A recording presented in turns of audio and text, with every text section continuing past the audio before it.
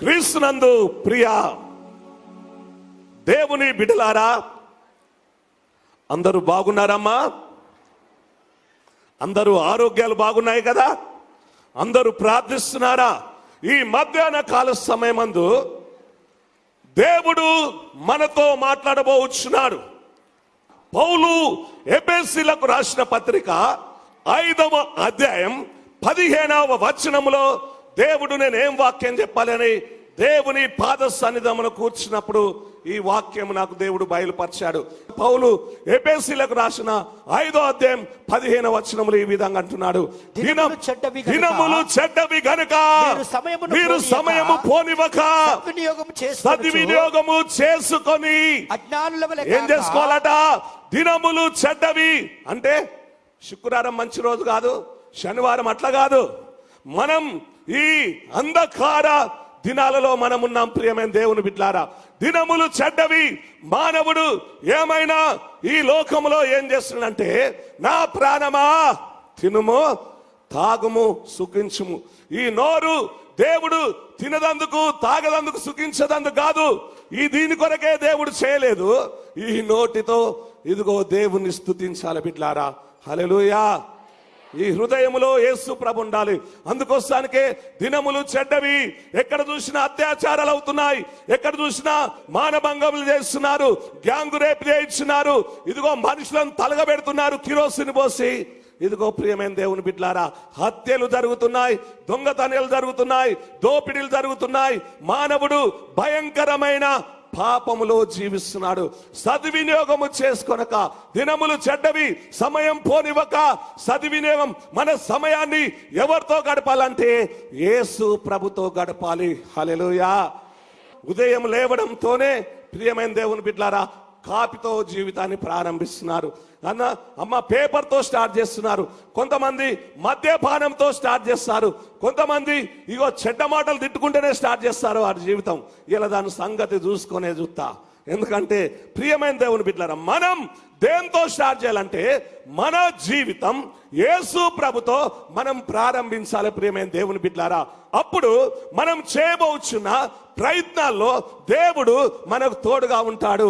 మనం ప్రతి క్షణం దినదినము నా ధ్యానం యేసయ్యా, క్షణ క్షణం నా ప్రాణం నీవేనయ్యని మన జీవితాన్ని ప్రారంభించినప్పుడు మనం చేయుచున్న ప్రతి పనిలో, మనము వెలుచున్న మార్గంలో, మనం ఉంటున్న ప్రతి స్థలములో దేవుడు మనల్ని ఆశీర్వదిస్తాడు బిడ్లారా. మనతో నిత్యము జీవిస్తాడు. అందుకోసానికే సమయమంతా సెల్ ఫోన్తో జీవిస్తున్నారు, సమయమంతా రోడ్ల మీద, సమయమంతా టీవీతోను, సమయమంతా ఫ్రెండ్స్ తోను, సమయమంతా లోకముతో చెత్త చెదారముతో మానవుడు జీవిస్తున్నాడు. అందుకోసానికే ప్రభు అంటున్నాడు, సద్వినియోగము చేసుకొనొచ్చు. అనగా నువ్వు ఉద్యోగము చేసేటప్పుడు నీ ఉద్యోగములో దేవుని వాక్యం చెప్పాలి, నీ పనిలో దేవుని వాక్యం చెప్పాలి, నీ ప్రయాణములో దేవుని వాక్యం చెప్పాలి. నువ్వు వెలుచున్న ప్రతి స్థలములలో యేసు ప్రభును గూర్చిన మాటలు నీవు ఇతరులకు అందించినప్పుడు దేవుడు నిన్ను ఆశీర్వదిస్తాడు. హల్లెలూయా. దినమంతా నువ్వు దేంతో గడుపుతున్నావు? ఇదిగో సెల్ ఫోన్తో గడుపుతున్నావా? ఇంటర్నెట్తో గడుపుతున్నావా? ల్యాప్టాప్తో గడుపుతున్నావా? ఉద్యోగంతో గడుపుతున్నావా? దేంతో గడుపుతున్నావు? ఒకసారి నీ ఆత్మ పరిశీలన చేసుకోవాలి. సమయము పోనివ్వక సద్వినియోగము చేసుకొనొచ్చు. అజ్ఞానుల వలె కాక జ్ఞానుల వలె నడుచుకున్నట్లు ఏమంటున్నాడు? జాగ్రత్తగా చూసుకో. ఏం జాగ్రత్త ఉండాలట అమ్మా? చీరలు జాగ్రత్తగా ఉంటాయి, నగలు జాగ్రత్తగా ఉంటాయి, డబ్బు జాగ్రత్త ఉంటుంది. ఒక మా బ్రదర్ ఉన్నాడు, ఎక్కడ హన్మకొండలో ఉంటాడు. ఇదిగో కారు ఎంత జాగ్రత్త అంటే కారుకి ఇంత గీత పడద్దు, ప్రకాశే వాళ్ళ అన్నే. ఇదిగో ప్రియమైన దేవుని బిడ్డలారా, కారు ఎంత జాగ్రత్త ఉంటుందో కారుకి ఇంత గీత పడితే ఒప్పుకోడు. కారు బహు జాగ్రత్త. తిండి విషయంలో కూడా చాలా జాగ్రత్త ఉంటాడు. కొద్దిగా ఎక్కువ తినద్దు, కొద్దిగా తక్కువ తినద్దు. నిద్ర కూడా కరెక్ట్ టైంకు పడుకుంటాడు, టైంకు లేస్తాడు. నాతో అంటున్నాడు కదా, బ్రదర్ ఇన్ని సంవత్సరాలు మీకు నిద్ర లేదయ్యా, ఎట్లా జీవిస్తున్నారు? నేను దేవుడి కృప వలన జీవిస్తున్నాను. హల్లెలూయా. దావీదు మహారాజు, ప్రియమైన దేవుని బిడ్డలారా, ఎవరిని ధ్యానిస్తుందంటే దేవుని యొక్క వాక్యాన్ని ధ్యానిస్తేవాడు. గొర్రెల కాపరి అయిన దావీదు దేవుడు రాజుగా చేశాడు ప్రియమైన దేవుని బిడ్డారా. హల్లెలూయా. యెరూషలేముకు దావీదు ఎవరటమ్మా? రాజు. ఈ రాజు దినదినం దేవుని వాక్యాన్ని ధ్యానిస్తూ కీర్తనలు పాడుతూ దేవునితో సంతోషంగా గడిపే రాజు ఏం చేసిందంటే, ఇదిగో ఈరోజు దేవుని వాక్యంలోనికి వద్దాం. మీరు క్రీస్తుతో కూడా లేపబడిన వారైతే పైనున్న వాటినే వెదుకుడి అని దేవుని వాక్యం సెలవిస్తున్నది బిడ్లారా. ఇదిగో కొలస్సీలకు రాసిన పత్రిక 3వ అధ్యాయంలో దేవుని వాక్యం ఈ విధంగా సెలవిస్తున్నది. మీరు క్రీస్తుతో కూడా లేపబడిన వారైతే పైనున్న వాటినే వెదుకుడి. అక్కడ క్రీస్తు దేవుని కుడి పార్శ్వమున కూర్చొని ఉన్నాడు. హల్లెలూయా, హల్లెలూయా. అందుకోసానికి పైనున్న వాటి మీదనే కానీ ఏ వీటి మీదటమా? భూ సంబంధమైన వాటి అందు మనసు పెట్టుకొనకూడదు. అందుకోసానికి మీరు భూ సంబంధమైన వాటి మీద మనసు పెట్టుకోకుండా ఆత్మ సంబంధమైన మనసు అనగా దేవుణ్ణి సంతోషపెట్టే మనసు, ఆత్మ సంబంధమైన మనసు అంటే నాకు ఈ లోకములో ఉన్నది ఏది శాశ్వతం కాదు, ఇవన్నీ నాకు దేవుడిచ్చాడు, నేను దేవుని కొరకు జీవిస్తానన్న మనసు ఉండాలి. అందుకోసానికి బైబిల్లో ఉన్నది. ఫిలిప్పీలకు రాసిన పత్రిక 2వ అధ్యాయం 5వ వచనములో మీరు క్రీస్తు యేసునకు కలిగిన ఈ మనసును కలిగి జీవించండి. హల్లెలూయా. ఏ మనసు అటమ్మా? క్రీస్తు యేసునకు కలిగిన మనసు. మనం కలిగి జీవించినప్పుడు మన జీవితంలో మనం క్రీస్తు ప్రభుతో జీవించగలుగుతాం ప్రియమైన దేవుని బిడ్డలారా. అందుకోసానికే మీరు ఎలాగూ జీవిస్తున్నారు? దినములు చెడ్డవి, సమయము పోనివ్వక సద్వినియోగం చేసుకొనుచు అజ్ఞానుల వలె కాక జ్ఞానుల వలె మనం జీవించాలి. జ్ఞాని ఏం చేస్తాడంటే దేవుని వాక్యాన్ని ధ్యానిస్తాడు. ప్రియమైన దేవుని బిడ్డలారా, ఏం చేయాలట? మద్యముతో మత్తులై ఉండకుడి. దానిలో ఏమున్నదటమ్మా? దుర్వ్యాపారము. అందుకోసానికి ఆత్మపూర్ణులై ఉండుడి. దేవుణ్ణి సంతోష పెట్టాలి. ఆత్మానుసారమైన మనుషులు, ఆత్మానుసారులు, ఆత్మ విషయం లేదా మనసుంతునని దేవుని వాక్యము సెలవిస్తున్నది. అయితే 2వ సాముయేలు గ్రంథము 11వ అధ్యాయము దేవుడు నాకు బయలుపరిచాడు. చదువు. వసంత కాలమున రాజులు యుద్ధమునకు బయలుదేరు సమయం. వసంత కాలమున రాజులు యుద్ధమునకు వెళ్ళు సమయమున దావీదు యోవాబును అతను వారిని ఇశ్రాయేలులందరినీ పంపగా వారు అమ్మోనీల సంహారించి రబ్బా పట్టణమును ముట్టడి వేసిరి. అయితే దావీదు యెరూషలేమునందు నిలిచెను. దావీదు యెరూషలేములో ఉన్నాడు. దావీదు ఎక్కడున్నాడు?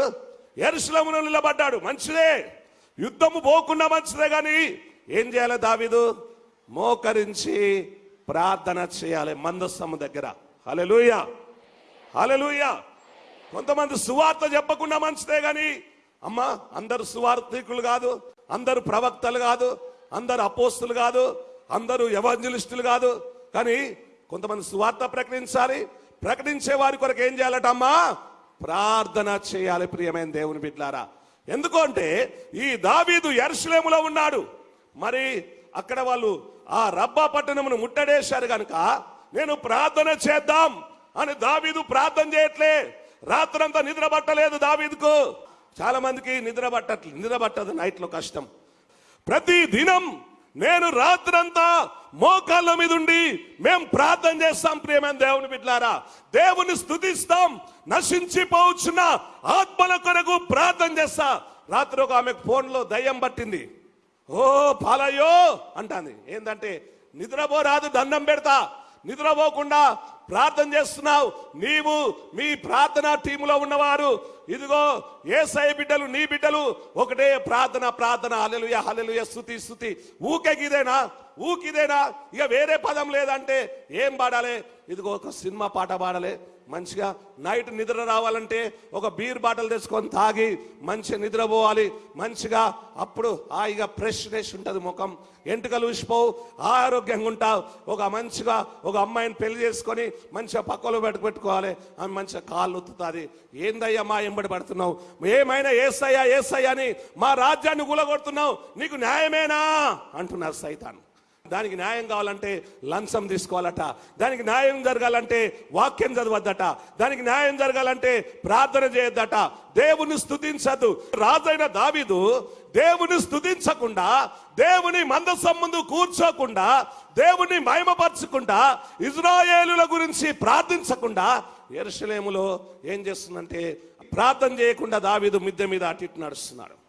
యెహోవా నా బలమా, యథార్థమైనది నీ మార్గం, దినములు చెడ్డవి గనుక అయ్యో ఇదిగో నా సైన్యమంతా యోవాబంతా అక్కడ పట్టణంలో ఉన్నారు, మరి అక్కడ వారు యుద్ధానికి సిద్ధపడుతున్నారు, నేను ఈ మెడ్డ మీద నడుస్తున్నాను, ఇది నాకు న్యాయం కాదు, నేను గొర్రెల కాపర్లంటోని దేవుడు రాజు చేశాడు, దేవునికి స్తోత్రం, నేను మందసం ముందు ఇజ్రాయేళ్ల గురించి యోవాబు గురించి పట్టణం కొరకు నేను శత్రువులను దేవుడు మాకు అప్పచెప్పాలని మేము ప్రార్థన చేస్తామని దావీదు అనుకోకుండా ఏం చేసిందంటే మిద్దె మీదకెక్కి పైకి చూడవలసిన దావీదు, ఆరాధన చేయవలసిన దావీదు, దేవుని స్తుతించవలసిన దావీదు, కీర్తనలు పాడవలసిన దావీదు, మోకరించి ప్రార్థించవలసిన దావీదు ఏం చేస్తున్నాడంటే చూస్తున్నాడు అటు ఇటు. కిందికి చూశాడు. కిందికి ఎప్పుడు చూశాడు? దావీదు ఇంటి దగ్గర సైన్యకుని భార్య ఉన్నది. ఆమె పేరు ఏం పేరంటే బెతషేబా. బెతషేబా ఆమె ఏంటంటే అందమైన స్త్రీ, రూపవతి, అందంగా కనిపించాది. దావీదు కనులకు ఎవరు కనిపించిందంటే బెతషేబా ఎప్పుడు కనిపించాదో దావీదు కనిపించింది. ఓహో ఈమె చాలా అందంగా ఉన్నది కనుక ఈమెతో నేను ఒకసారి పాపం చేయాలని దురాలోచన వచ్చింది. ప్రియమైన దేవుని బిడ్డలారా, ఇదిగో యుద్ధం చేయవలసిన దావీదు, మందసం దగ్గర జీవించవలసిన దావీదు, దేవునితో జీవించవలసిన దావీదు, కృతజ్ఞతాస్తుతులు చెల్లించవలసిన దావీదు, దేవునితో మాట్లాడవలసిన దావీదు ఇప్పుడు ఏం చేస్తుందంటే దూతలను పంపి ఆ బెతషేబాను తీసుకొచ్చి ఆమెతో పాపము చేయించున్నాడు. నీ కన్ను చెడ్డదైతే దాన్ని తీసి పడేయమని దేవుని వాక్యం సెలవిస్తున్నది. హల్లెలూయా, హల్లెలూయా. అందుకోసానికే దుష్టుల ఆలోచన చెప్పు నడవక, పాపుల మార్గం నిలవక, అపవాసకులు కూర్చోండు చోట నీవు కూర్చుండక ఏం చేయాలంటే దేవుని యొక్క వాక్యము దివారాత్రం దాన్ని ధ్యానించాలి. ప్రియమైన దేవుని బిడ్డలారా, నీ కన్ను చెడ్డదైతే దాన్ని తీసేయమన్నాడు. ఎందుకంటే నీ దేహమునకు కన్నే దీపము. నా ప్రియమైన దేవుని బిడ్డలారా, మరి దావీదు, రాజైన దావీదు ఆమెను పిలిపించుకొని ఆమెతో పాపం చేసిన తర్వాత ఇదిగో ఆమె ఏమన్నదంటే నేను గర్భవతిని అని వర్తమానం పంపింది. దావీదుకి ఏం పట్టుకున్నాదంటే దడ పట్టుకున్నారు. ప్రియమైన దేవుని బిడ్డలారా, చాలా మందికి దడ ఏం దడ అంటే గుండె దడ. హఠతు మాట వినగానే అమ్మా ఇదిగో ఆ మాటలు వినగానే ఏం పుడతాయట? గుండె దడ. చావు కబురు, ఇంకా రకరకాల కబుర్లు వస్తే ఏం పుడతాయటమ్మా? గుండె దడ, చెమటలు గారుతాయి. వీరికి కూడా ప్రియమైన దేవుని బిడ్డలారా గుండె దడ వచ్చింది. అబ్బా అమ్మా నెమ్మది లేదు దావీదుకు. ఏం చేయాలి? ప్లాన్ వేస్తున్నాడు దావీదు. ఏం ప్లాన్ అంటే మాస్టర్ ప్లాన్. Master plan. ఓహో ఈమె గర్భవతి అయింది కనుక వీళ్ళ భర్త ఉన్నాడు, ఎవరంటే ఊరియా. ఆయన ఎక్కడున్నాడు? యుద్ధంలో ఉన్నాడు. ఆయనను పిలిపిద్దాం. ఆయనను పిలిపించాడు. ఊరియా బాగున్నావా బిడ్డ? ఆరోగ్యం బాగుందా? ఎట్లా జరుగుతున్నది యుద్ధం? బాగా జరుగుతున్నదా? మరి మీరంతా యుద్ధము కొరకు సిద్ధపడుతున్నారా? మంచిగా మరి బాగా తింటున్నారా? బాగుంటున్నారా? ఎలాగుంది పరిస్థితి అంతా తెలుసుకొని ఏం చేస్తుందంటే చేసిన పాపాన్ని కప్పుపుచ్చుకున్నందుకు ఏం సిద్ధపరిచిందంటే భోజనము సిద్ధపరిచాడు. చక్కటి దావీదు, ఓ యూరియా ఎంత ప్రేమో, ఎంత ప్రేమో. అరే సైన్యకుడా, హలో హలో, హవర్ యు. చాలా ఏముందంటే దావీదుకు యూరియాకు తెలుస్తలేదు.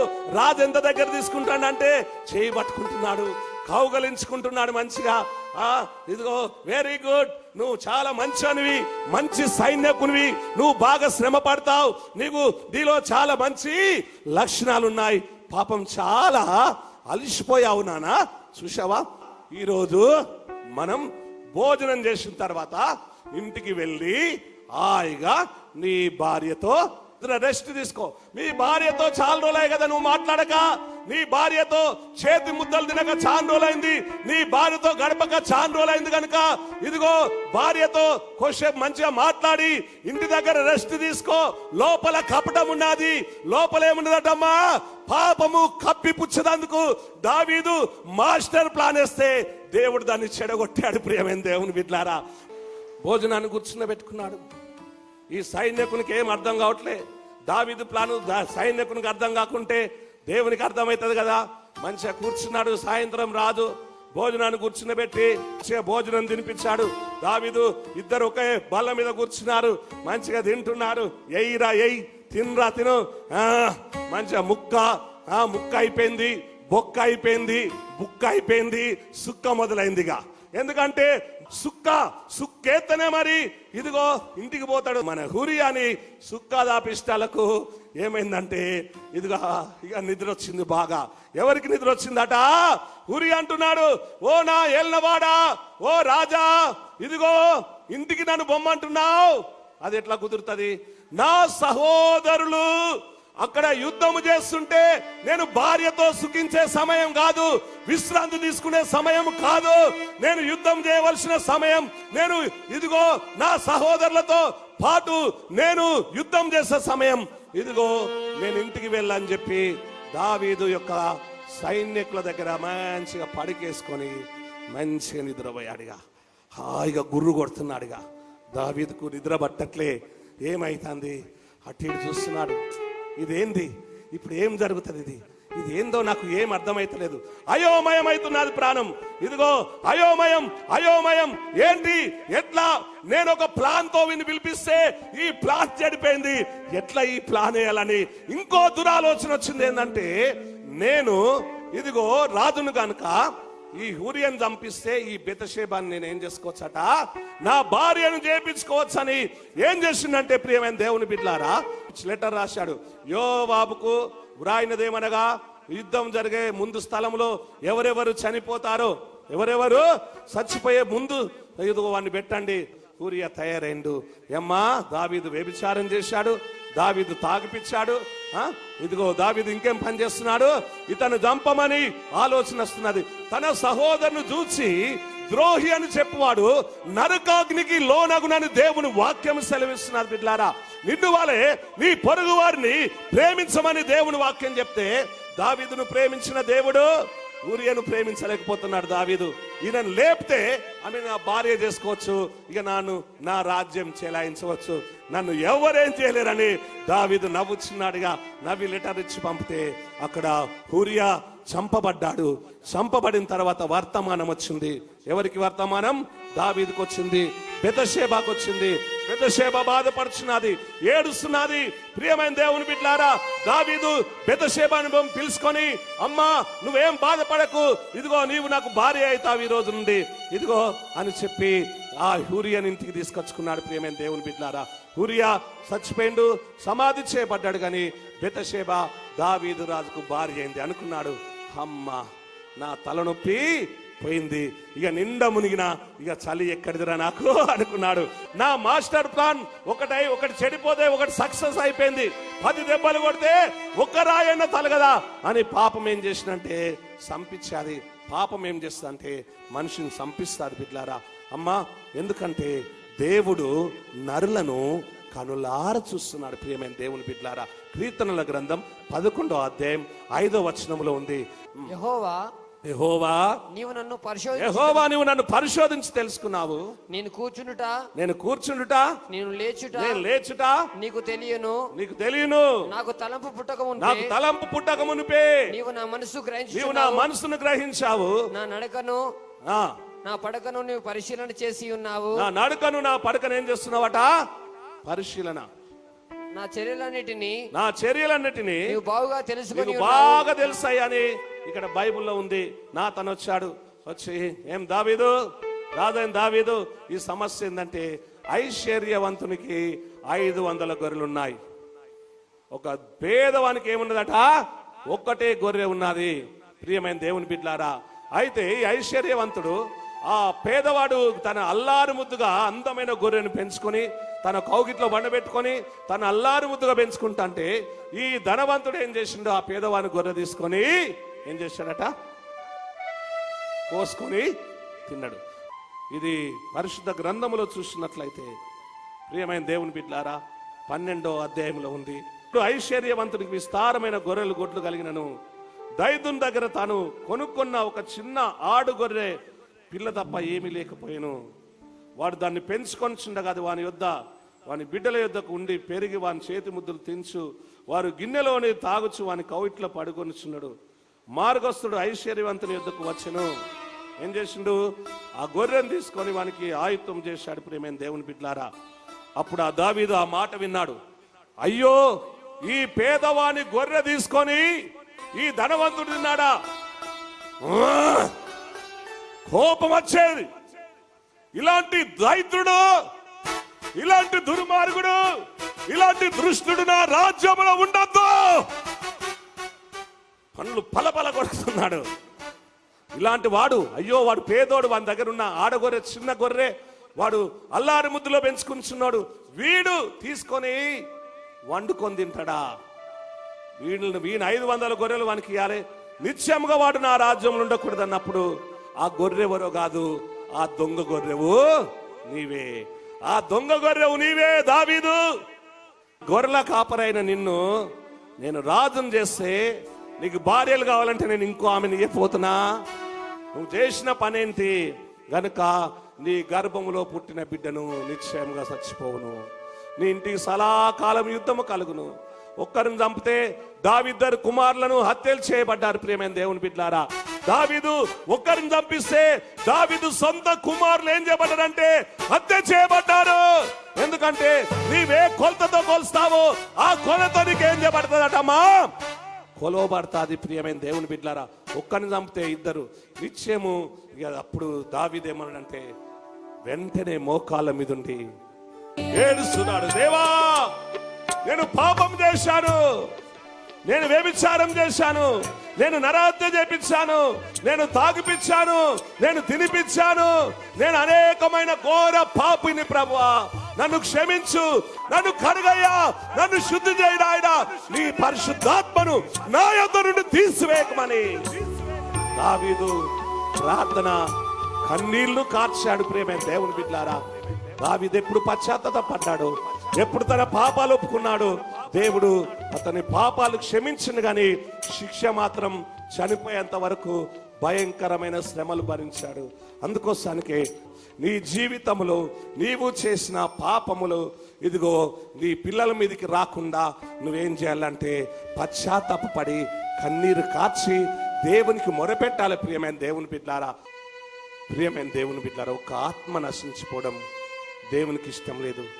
నీవెలాంటి ఘోర పాపమైనా నా యేసయ్య దగ్గరకు వచ్చి నీ పాపాలు ఒప్పుకుంటే దేవుడు నిన్ను క్షమిస్తాడు. తలలు వంచు ప్రార్థించుకుందాం.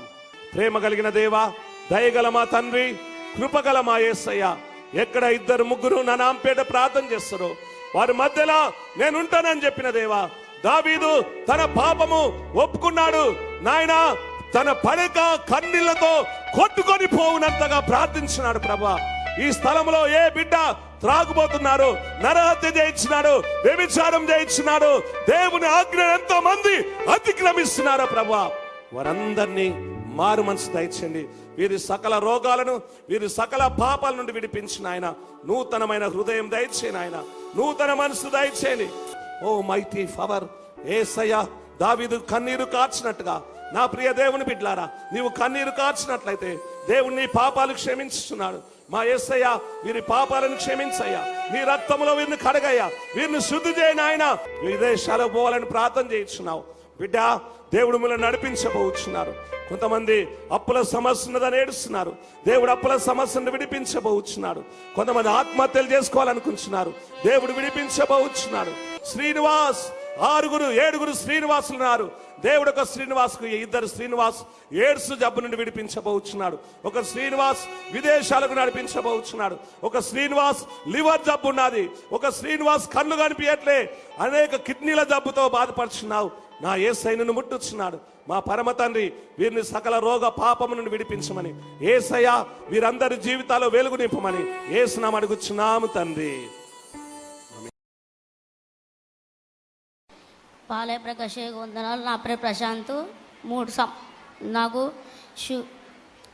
నాకు పోయిన సంవత్సరం పాలయ్య మరణస్థితి నుండి లేపిండు. నాకు షుగర్ ఉన్నది, 300-400 ఉన్నది. డాక్టర్ అన్నారు షుగర్ పోదు బాబు, నీ జీవితకాలం అంతా షుగర్ పోదు అన్నారు డాక్టరు. మరి ఇక్కడ మొన్న మీటింగ్స్ 3 రోజులు అయినప్పుడు మాడిపండు పాలయ్య ఇయ్యంగానే విశ్వాసంతో ప్రార్థన చేయంగానే షుగర్ లేదన్నారు, మొత్తం లేదన్నారు. డాక్టర్ పరిచయం అయ్యిండు. పాలయ్య ప్రకాశయ్యకు వందనాలు. చప్పట్లు కొట్టండి అందరూ. హల్లెలూయా. 300-400 షుగర్ ఉండే, మరి డాక్టర్లు నీ జీవిత కాలం అంత ఉంటుంది అన్నారు. కరుణాపురం రాగానే దేవుడు షుగర్ బాగు చేశాడు. హల్లెలూయా. నా పేరు మమత, మాది దామెర. నాకు మ్యారేజ్ కాకుంటుండే, అయితే అయ్య వాగ్దానం చేసిండు పోయిన సంవత్సరం. మొన్న మార్చి 23 తారీఖు మ్యారేజ్ అయింది. దేవునికి స్తోత్రం చెల్లిస్తున్నాను. నా భర్త చర్చి పోవద్దు, నువ్వు అయ్య దగ్గరికి పోవద్దు, ఎక్కడికి పోవద్దు అని అంటున్నాడు. బిజినెస్ గురించి చెప్తే లాస్ అవుతుంది, నీకు ఏ విషయం చెప్పినా లాస్ అవుతుంది అంటున్నాడు నా భర్త. నాకు బిజినెస్ గురించి చెప్పిన తర్వాత ఏంది ప్రభు నన్ను గిట్లా అంటాడు, నువ్వో దేవిని మొక్కుతాను నేనే దేవిని మొక్కుతానా, అందుకే బిజినెస్ బాగుపడతలేదా అని అంటాడు నా భర్త. అంటే నేను అన్న ఏంది ప్రభు ఇట్లా అవుతుంది అని నేను ప్రార్థన చేసుకున్నా. ఆ బిజినెస్ మమ్మల్ని లాస్ చేయడానికి ఆయన మాకు అమ్ముతానన్నాడు. ఇక ఆయనే నా భర్త తెలుసుకొని నీకు చెప్పిందే న్యాయమైందిలే, ఆ బిజినెస్ మనల్ని లాస్ చేయడానికే ఆయన మనకు అమ్ముతానన్నాడు అని అన్నాడు. అప్పుడు దేవునికి స్తోత్రం అనుకున్నా నేను నా మనసులో. హల్లెలూయా. రాణి నా పేరు, మాది వడ్డపల్లి. పోయినసారి డాడీ ఎవరెవరికి కొడుకులు కావాలో నిలబడండి అన్నప్పుడు నేను నిలబడితే డాడీ ప్రార్థన చేశాడు. నాకు ఈ సంవత్సరం కొడుకు పుట్టాడు. దేవుడు సంతానం ఇచ్చి కొడుకునిచ్చాడు. హల్లెలూయా. మొన్న శుక్రవారం రోజు మధ్యాహ్నం 2 గంటలప్పుడు పాప ఆడుకుంటూనే కళ్ళు తిరిగి పడిపోయి అసలు తలకాయకి దెబ్బ తగిలి ప్రాణమే లేదు. అసలు ఇట్లా ఎత్తుకుంటే 2 చేతుల మీద ఎత్తుకుని ఇట్లా ఇడిగిల్లో పడిపోయింది. నేను పర్ణాపురం వచ్చి సాక్ష్యం చెప్తే యేసయ్య నా బిడ్డ బతకాలని ఏడ్చుకుంటా కాళ్ళు చేతులు రాసి పాలయ్య గారు నూనె పెట్టినప్పుడు నా బిడ్డ లేచింది. నేను ఏ హాస్పిటల్కి పోలే. పాలయ్య గారు ప్రకాశ్ గారు నా హృదయపూర్తిగా వందనాలు. హల్లెలూయా. పాప మరణ స్థితిలో ఉన్న పాపం దేవుడు మరణం నుండి లేపాడు. దేవునికి స్తోత్రం. మీరు కుటుంబ సమస్యలతో సతమతమవుతున్నారా? అనారోగ్య సమస్యలతో బాధపడుతున్నారా? అయితే వెంటనే ఫోన్లో మమ్మలను సంప్రదించండి. మీ కొరకు రెవరెండ్ డాక్టర్ సంగాల పాల్సన్ రాజ్ గారు మరియు రెవరెండ్ డాక్టర్ గోపు జయప్రకాష్ గారు ప్రత్యేక ప్రార్థనలు చేయుదురు. మా ఫోన్ నంబర్లు 08711 223115, 08711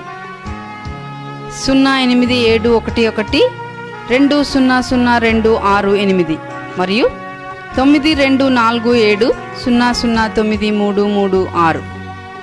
ఆ ఫోన్ నంబర్స్ 08711 223115, 08711 200268 and 9247009336.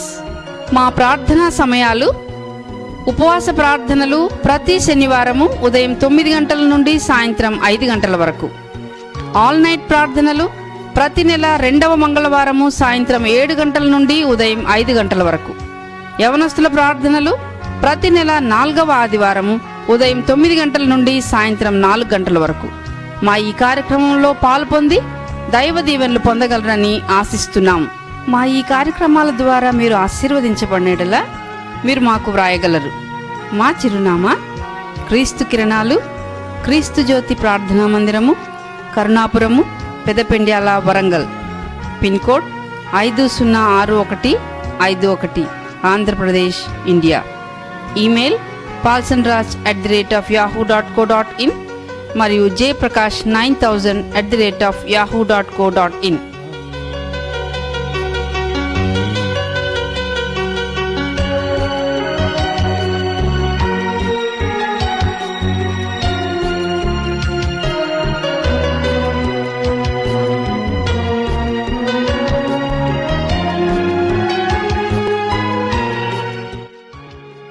మిమ్మల్ని దీవించును God bless you.